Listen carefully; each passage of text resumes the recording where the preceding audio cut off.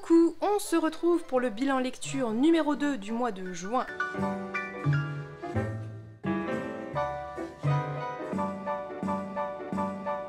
Là, vous allez voir qu'on va rentrer dans un espèce de tunnel de lecture où j'ai fait 7 jours, 7 livres. Donc je vais vous parler de ces 7 lectures, ce qui risquerait d'être long, sauf que comme il y a une vidéo absolument dédiée pour chacune de ces lectures, je vais vraiment passer rapidement et vous renvoyer, si jamais le peu que je vous en dis ici vous intéresse et que vous avez envie de creuser et d'en savoir plus, je vous renverrai au vlog dédié en vous les mettant en barre d'infos. Donc c'est parti, on y va tout de suite. Mon épopée de 7 jours 7 livres a commencé avec la lecture que j'avais déjà entamée avant des Graciers de Kiran Millwood Earlgrave, qui va s'attacher à suivre un village, Vardo, le village de Vardo. Je vous laisserai aller voir sur une carte où se situe Vardo, parce que je vous garantis que vous allez être extrêmement surpris. C'est plus proche de la Russie, très concrètement de la Sibérie, que d'ici, de la France.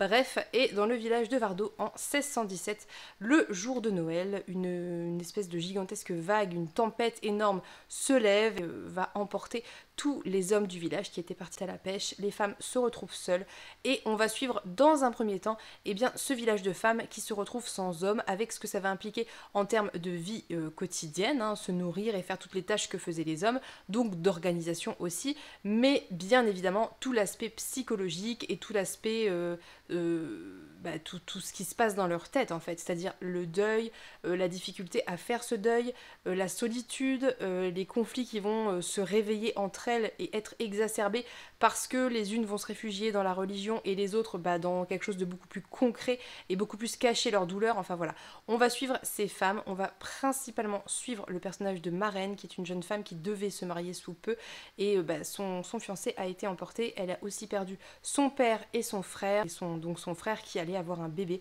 et elle se retrouve à vivre avec sa mère qui n'arrive pas à faire son deuil et avec sa belle-sœur qui concrètement bascule elle aussi dans un état extrêmement compliqué, ce qui s'entend totalement, je veux dire, la pauvre elle se retrouve sans l'homme qu'elle aime et avec un nouveau-né à venir, bref.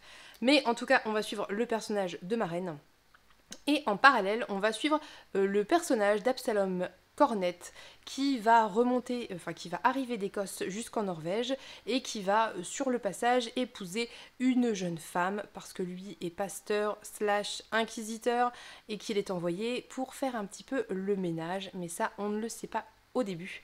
Et ce qui va se passer, c'est que donc il va épouser Ursula qui va l'accompagner à Vardo, qui va devoir quitter et sa famille et sa ville et son confort et tout son confort de petite bourgeoise, et je ne dis pas ça négativement, pour aller à Vardo où la vie est extrêmement difficile. Et donc on va suivre en fait principalement du coup et Maren d'un côté qui n'a toujours connu que ça et toutes ses aventures suite au décès de tous les hommes, et Ursula qui va débarquer dans cet univers extrêmement froid, extrêmement sombre, avec très peu de confort, avec zéro connaissance pour tenir son foyer entre guillemets puisqu'elle n'a plus de domestique.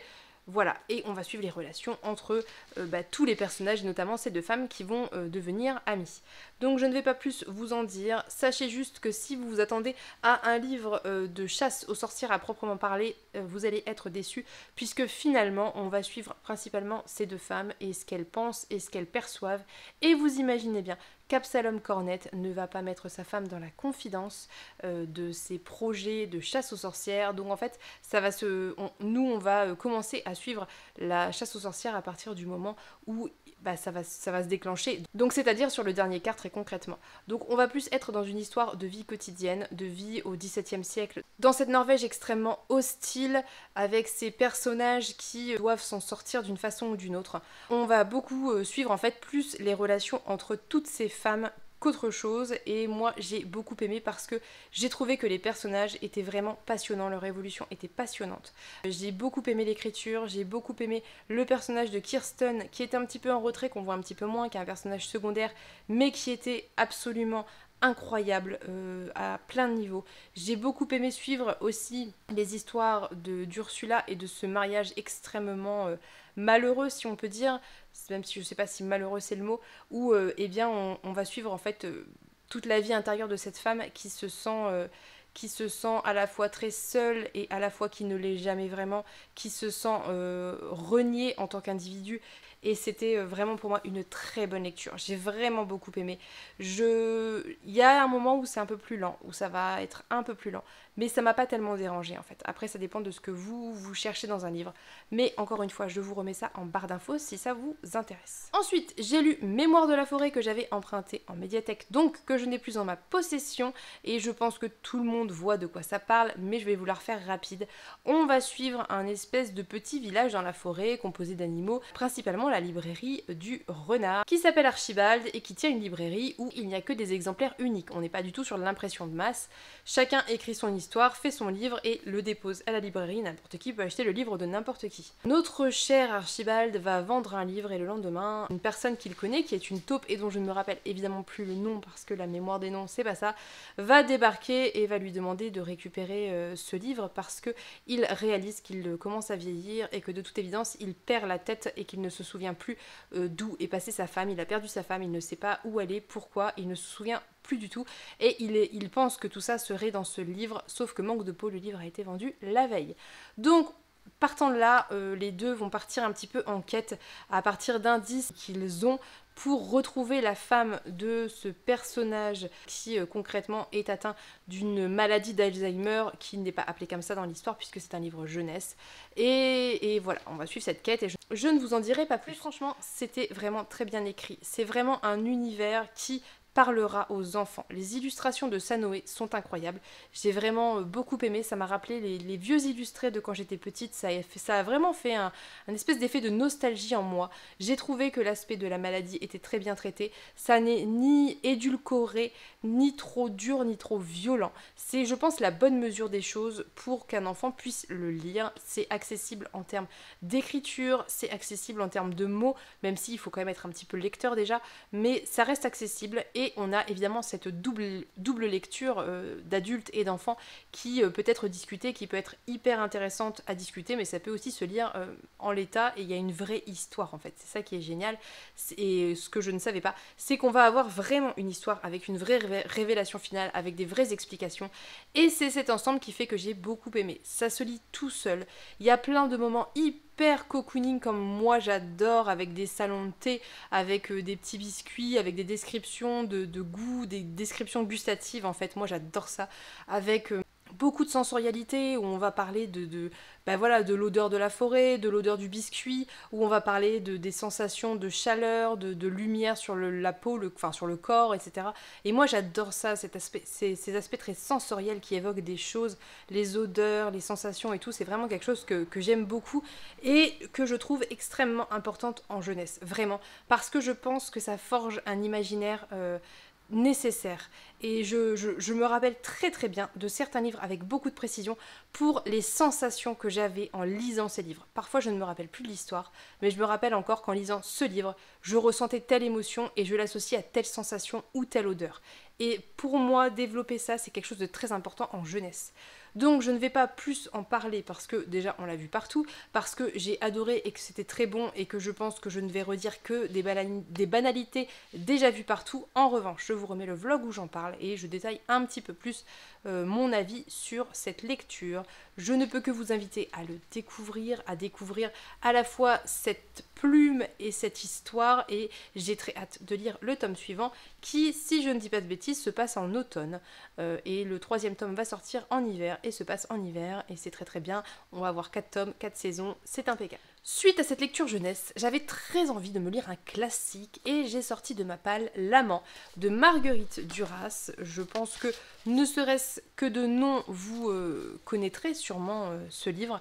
Dans L'Amant de Marguerite Duras, c'est très autobiographique, mais l'autrice précise bien qu'il n'y a pas de vérité parce que le temps altère les souvenirs, parce que la mémoire comble les vides et crée des choses. Donc c'est très inspiré de ce qu'elle a vécu, mais ça n'est pas 100% fiable et elle le dit. Soit. Donc on va suivre en fait notre narratrice de ses... Quel âge elle a 15, 16 jusqu'à... Je crois que ça dure 1 an et demi cette relation, donc ça doit être 16 à 17 et demi. ou 15 à 10, bon bref, peu importe, en tout cas, cette adolescente, ça se passe à Saïgon, dans une colonie française, où notre autrice et narratrice est née. Donc on va suivre cette relation entre cet homme adulte et cette adolescente. On va suivre tout de son point de vue à elle, on va suivre sa famille énormément, et j'ai vraiment beaucoup aimé cette lecture parce que j'ai trouvé qu'il y avait des thématiques extrêmement fortes qui étaient abordées. J'ai trouvé qu'il y avait... en fait, ça a fait écho. Il y a beaucoup de choses qu'elle décrit, qu'elle explique de cette relation et de cet âge de la vie, l'adolescence donc, qui ont fait écho en moi, en mes souvenirs de moi à cet âge-là. Et du coup, je me suis sentie très proche de la narratrice, sans pour autant nécessairement toujours approuver ses choix, mais ouais, je me suis sentie proche d'elle et je pense que ça a beaucoup joué dans mon appréciation. Au demeurant, c'est très bien écrit. C'est beaucoup plus accessible que beaucoup d'autres écrits de l'autrice. Cet ouvrage va avec Un barrage contre le Pacifique, qui lui, pour le coup, bien qu'inspiré de sa vie, est vraiment un roman. En fait, elle a écrit Un barrage contre le Pacifique quand sa mère et son frère aîné étaient encore vivants, donc elle s'est un petit peu censurée sur plein de choses, bien qu'inspirée de leur vie. Et une fois qu'ils sont décédés, elle a écrit ça, et qui est beaucoup plus proche de la réalité. Cette histoire d'amour est à la fois le centre et le pivot, et en même temps on les voit pas tant que ça, parce que c'est juste ce que ça va déclencher dans sa vie, d'un point de vue social, le regard d'autrui, d'un point de vue au sein de la famille, voilà, ce que ça va déclencher aussi en elle, et c'est ça qu'on va suivre, et on est sur un personnage qui est très forte, qui est un petit peu râpeuse, qui est un petit peu dure, mais c'est comme ça, je pense, qu'était l'autrice. Je pense que c'était une femme qui avait ce côté vraiment... assez dur en fait, mais je dis pas ça négativement, c'est juste un trait de personnalité. En tout cas elle est sans concession, voilà, ça c'est sûr, elle est sans concession, elle fait ce qu'elle a à faire, elle y va franchement, elle n'a pas tellement peur du regard des autres, elle ne se pose pas tellement la question, elle suit ce qu'elle pense être bon au moment où ça arrive. Et ça donne des situations et ça donne des choses, bah voilà, pas évidentes, parce que vous imaginez bien que dans les années 50, je crois, être une jeune femme de 16 ans blanche à Saïgon ayant une relation avec un homme chinois, ça n'était pas très bien vu, autant pour elle que pour lui. Lui, il risquait beaucoup plus que juste être mal vu, hein, concrètement. Et voilà. Donc je fais quand même un petit disclaimer. Effectivement, elle est adolescente et lui est adulte, ce que je réprouve totalement.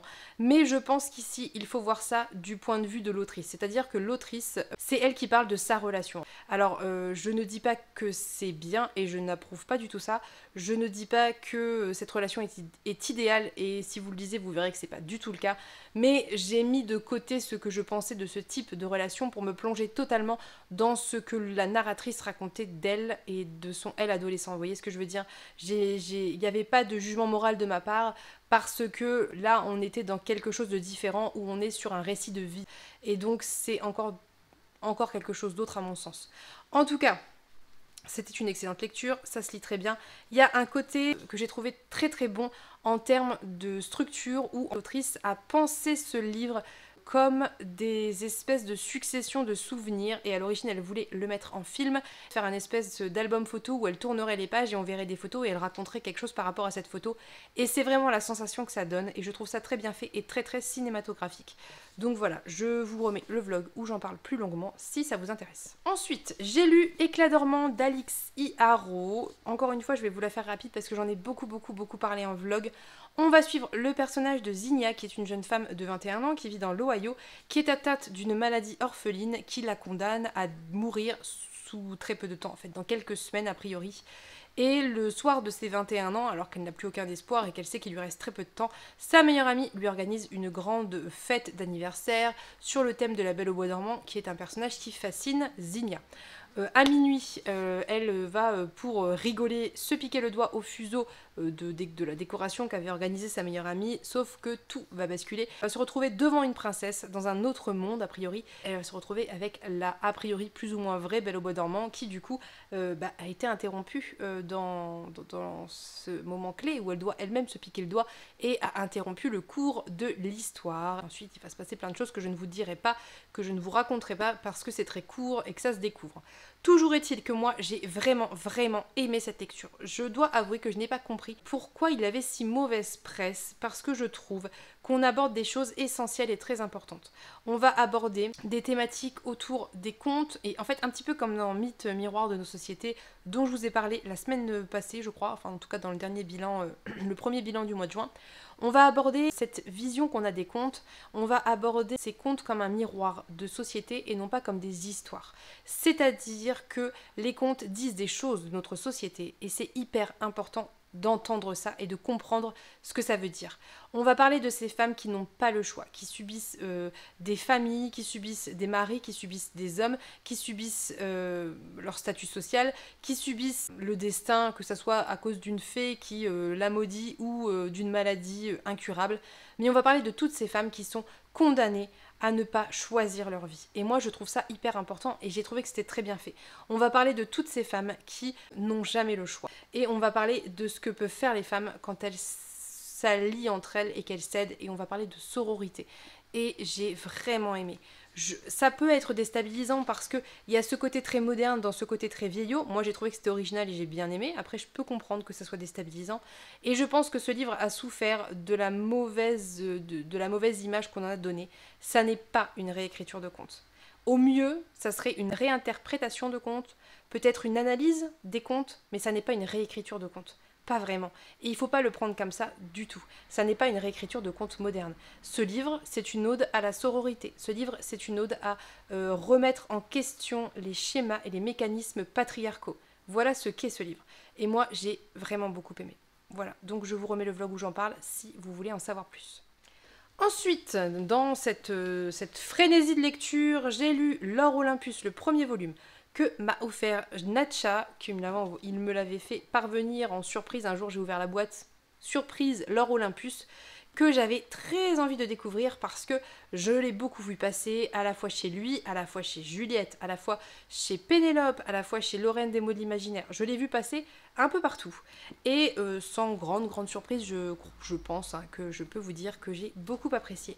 Déjà, premièrement, si on parle juste de graphisme, parce que c'est un graphique, j'adore les codes couleurs, j'adore les dessins, j'adore la lisibilité de ces dessins. Je trouve qu'il y a une lisibilité qui est excellente. Et moi, c'est souvent quelque chose qui me fait défaut quand on manque de lisibilité. C'est quelque chose, je viens de dire 3 fois le mot, je suis désolée. C'est quelque chose qui pour moi est vraiment très pénible. Et là, je trouve que c'est vraiment très clair. J'adore les codes couleurs, j'adore le jeu sur ces couleurs, j'adore le jeu sur ces passages plus sombres, sur ces passages très clairs qui s'allient souvent avec des événements plus ou moins sombres ou des souvenirs ou que sais-je. Je trouve que c'est très bien fait, je trouve que c'est très bien pensé.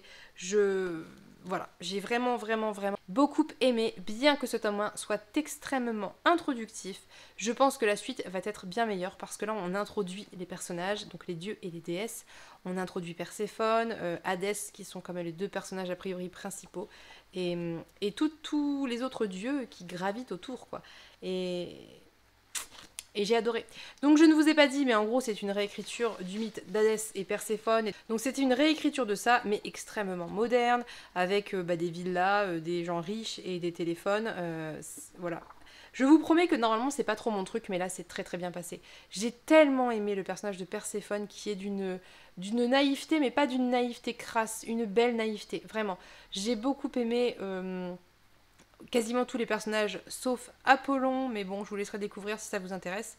En tout cas, je vous remets le vlog en barre d'infos parce que je ne compte pas développer plus, encore une fois. Suite à ça, j'ai lu Sirem et l'oiseau maudit de Yasmine Djebel, que m'a offert une abonnée ici sur Instagram et qui vient en live, puisque c'était ça le petit mot que j'avais eu, qui d'ailleurs est encore dans le livre si tout va bien. Oui, il est là.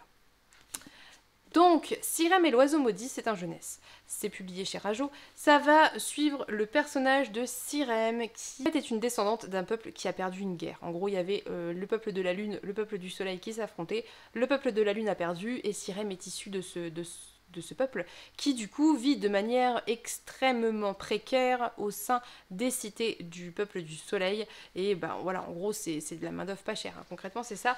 Elle a la chance d'avoir été recueillie par un ancien capitaine de guerre du peuple du soleil, qui s'est reconverti en quelque sorte en archiviste bibliothécaire, et donc elle a été un petit peu préservée de cette vie extrêmement difficile que vivent ses congénères. Et ce qui se passe, c'est qu'au début, un jour, un jeune garçon vient tenter de mettre le feu à la bibliothèque, qui s'appelle Les Jardins dans le livre, et ça va lancer beaucoup de choses qui vont totalement dépasser Sirem, où elle va partir en quête d'une part pour sauver quelqu'un, et d'autre part pour comprendre ce qui s'est passé, en fait, en quelque sorte, puisque plus elle va avancer dans l'objectif de sauver cette personne, et plus elle va creuser plein de choses. Elle va être aussi évidemment entourée de personnages, et il y a une espèce de double quête, puisque le deal de base, c'est que un personnage, je vais pas trop en dire parce que je vais pas vous spoiler, un personnage va lui dire si tu m'aides je t'aide, et donc on va être sur cette double quête en quelque sorte. J'ai beaucoup aimé cette lecture, j'ai trouvé que déjà l'écriture était de bonne qualité, j'ai beaucoup aimé les personnages, j'ai beaucoup aimé le fait que pour du young adult, parce que à mon avis c'est ce que c'est, hein, vu que Sirem a 16 ans je crois, on n'a pas les tropes et les trucs chiants du young adult, vraiment, et ça c'est chouette. J'ai beaucoup aimé aussi tout le côté mythologie et contes, hein, puisque là concrètement Yasmine Djebel s'est inspirée de contes et de mythologie, notamment d'Algérie, mais pas que je crois, mais je crois principalement d'Algérie, et ça se sent, on a des djinns, on a voilà toute cette mythologie qui est très chouette et que j'aime beaucoup retrouver, d'autant que là on est sur une autrice qui, c'est écrit sur sa petite biographie, qui en gros s'est inspiré des contes que son grand-père qui vivait en Algérie lui racontait. Donc on est sur quelque chose de vrai, si vous voulez. On est sur quelque chose qui a des racines, les recherches qu'on peut faire pour quelque chose et qui sont des recherches. Et puis il y a ces choses qui viennent de votre famille et qui viennent de vos racines et qui viennent de et qui sont vraies. Et là j'ai trouvé que c'était vrai. Si je devais donner un défaut au livre peut-être, c'est qu'il se passe énormément de choses. Ça va quand même très vite et il y a beaucoup d'actions, et des moments c'est un petit peu essoufflant. Mais dans l'ensemble, c'est un premier roman et c'est un très bon premier roman. Moi, j'ai trouvé que c'était de qualité. J'ai trouvé que ça changeait de ce que j'ai pu lire dernièrement en young adult. Alors, je dis young adult à cause de l'âge du personnage, mais ça fait un peu plus jeune que young adult quand même, hein, franchement, parce que vraiment, on est sur quelque chose où il n'y a il n'y a pas du tout de scène qui peuvent être choquantes pour des plus jeunes que 16 ans, je pense. Donc voilà, je pense que ça peut se lire un peu avant. Je pense que dès 14 ans, ça peut se lire. Mais soit. En tout cas, c'était une très bonne lecture. C'est un très beau cadeau. Je le trouve magnifique. J'adore cette couverture. Je la trouve vraiment très belle. Je sais pas si vous verrez, mais ça fait peinture à l'huile. Bref, il est beau, quoi. Il est beau, voilà, je n'ai rien d'autre à dire, il est beau et il était très chouette, et je suis vraiment curieuse de découvrir de prochains écrits de notre autrice. Et encore une fois, je vous remets le vlog où j'en parle en barre d'infos. Ensuite, j'ai lu L'âme du chien d'Antoine Ducharme, publié chez Mu, qui est un label de Nemos, qui va suivre le personnage de l'âme du chien en fait. En gros, on est dans un univers où il y a des guerres, et il y a une espèce de général de guerre qui s'appelle Alandros, qui va recruter un soldat qui sera l'âme du chien, qui va faire la guerre à sa place en gros, et qui va lui-même recruter 100 hommes qui seront un peu des espèces de... Comment on pourrait décrire ça? C'est un mélange entre des mercenaires et une espèce de garde rapprochée hyper dévouée, quoi. C'est un peu bizarre à décrire comme ça, mais il y a un peu de ça quand même. Mais soit, et donc on va suivre ce personnage, et on va suivre un petit peu ce qui va se passer dans sa tête suite à cette guerre. On va avoir une inspiration pour moi qui est très antique, très l'Iliade, hein. Il y a vraiment un côté vraiment l'Iliade avec l'évocation des héros, avec ce siège qui dure, etc. Je pense que c'est un livre qui s'attache à réfléchir à ces choses qu'on fait, ces choix qu'on fait dans la vie. C'est un conte philosophique, en tout cas ça s'apparente au conte philosophique. Ces choix qu'on fait dans la vie et que l'on remet ou pas en question. En fait, je pense que c'est ça, le questionnement de fond de tout ça. C'est à un moment donné se poser et réfléchir et remettre en question ses choix et potentiellement changer de voie. Et il y a un peu de ça, il y a de la réflexion autour de ça. Il y a des réflexions autour des actes que l'on a commis et est-ce qu'on les regrette ou pas. Ça va parler de guerre, ça va parler de choses très violentes, très dures, mais en même temps ça va aussi parler des remords et de la possibilité qu'ont les humains à évoluer et à changer. Et c'était très chouette, j'ai beaucoup aimé, ça se lit très vite et je vous remets le vlog où j'en parle en barre d'infos parce que c'est assez difficile d'en parler et que comme là je l'ai plus aussi bien en tête que quand j'en ai parlé dans le vlog, je pense que dans le vlog je suis beaucoup plus éloquente et je donne plus d'exemples.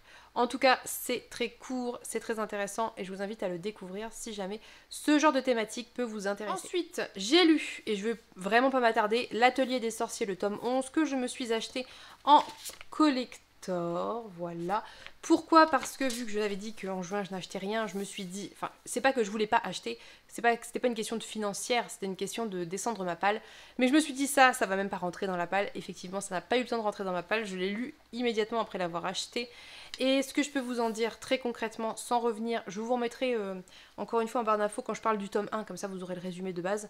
Mais c'était vraiment un tome, comme l'a très bien dit Pénélope, un petit peu pause dans l'intrigue.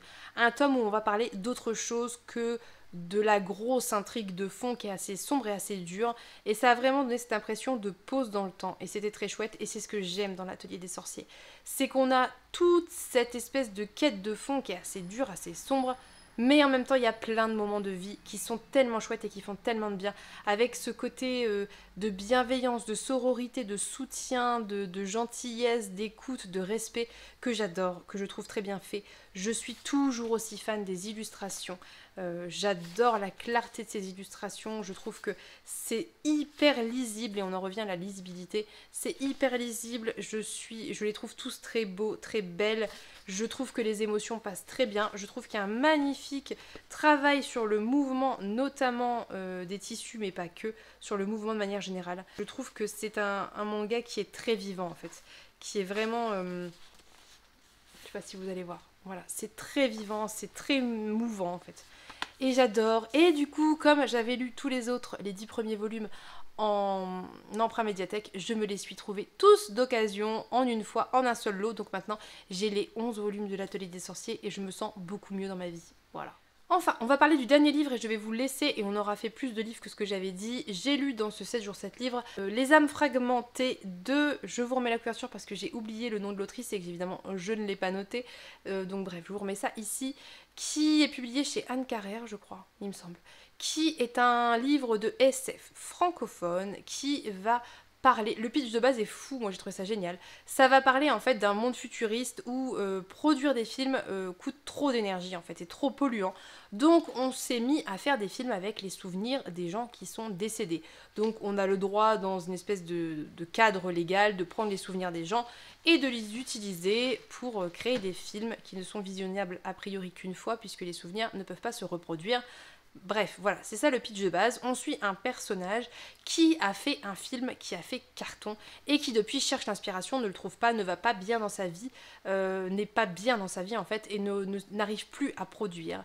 Et ce qui va se passer, c'est qu'elle va un jour recevoir dans sa boîte aux lettres un souvenir qui va être celui d'un homme qui a été condamné pour avoir volé a priori des souvenirs de gens contenant des scènes dignes du dark web, voilà.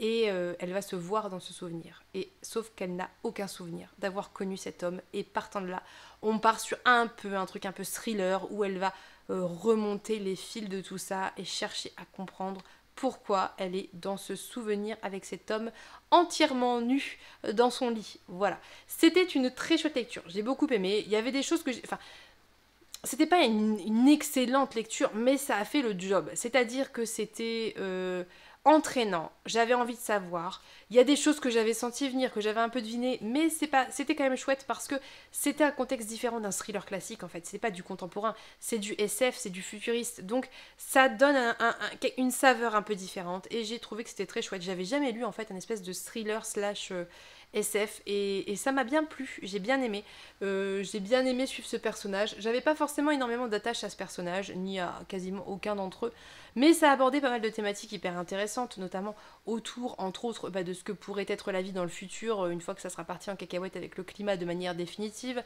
parce que ça va parler aussi des relations parents-enfants, parce qu'on va avoir pas mal de représentations en termes de genre, sexualité, etc. et que ça c'est plutôt chouette. Ça va poser des questions aussi par rapport bien, aux exodes et aux réfugiés climatiques. Ça va poser des questions par rapport à comment ils sont reçus et traités. Enfin, ça va parler de plein de choses tout en étant dans une espèce de format thriller qui se lit très vite, qui s'enchaîne et on a envie de savoir quoi. Donc j'ai beaucoup apprécié cette lecture. J'ai trouvé que ça faisait parfaitement le job. C'était très chouette. Ça m'a emporté le temps où je l'ai lu. J'en garderai pas un souvenir impérissable, mais c'était quand même très chouette. Je vous remets encore une fois, et je le redis pour la 45e fois, le vlog où j'en parle en barre d'infos si vous voulez en savoir plus, parce que j'ai beaucoup plus développé le propos durant ce vlog. Voilà, donc il y a un autre livre que j'ai lu durant ces 7 jours, 7 livres, c'est celui-ci, mais on en reparlera